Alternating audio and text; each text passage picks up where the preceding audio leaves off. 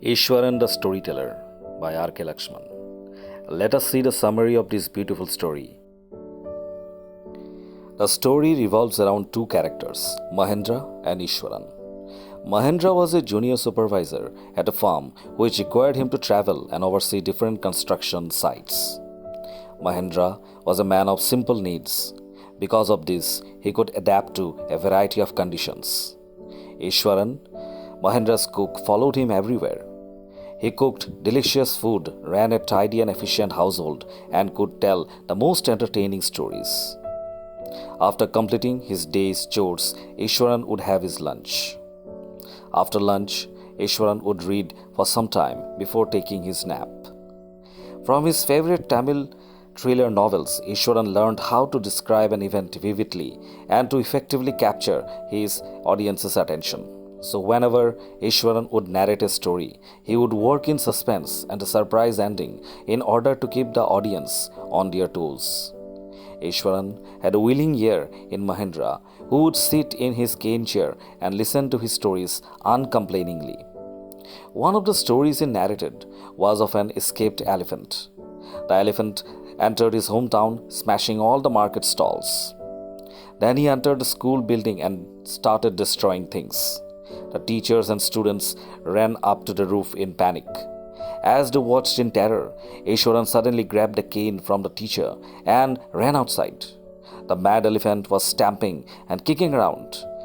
Iswaran was scared, but slowly advanced on the elephant. As the elephant charged at him, he swung the cane and hit its third toe. Stunned, the elephant collapsed. Iswaran, at this point, stopped narrating and jumped up to warm dinner. Poor Mahendra was left hanging in suspense. He then came back and sat by Mahendra's side. Mahendra reminded him to complete the story.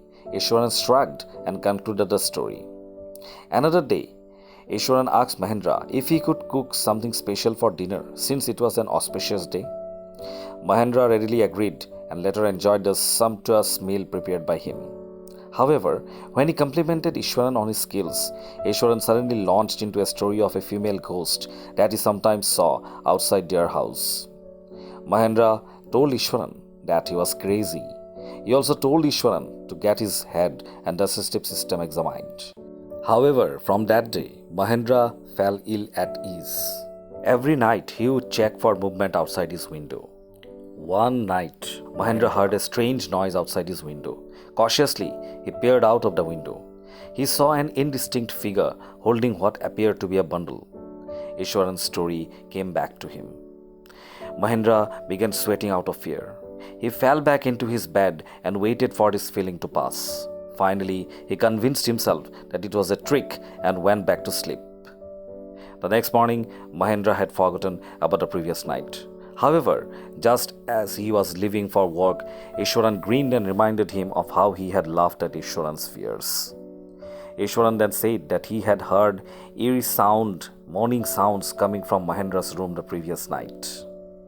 Mahendra shivered at Iswaran's words. He rushed to his office to resign, determined to leave the very next day.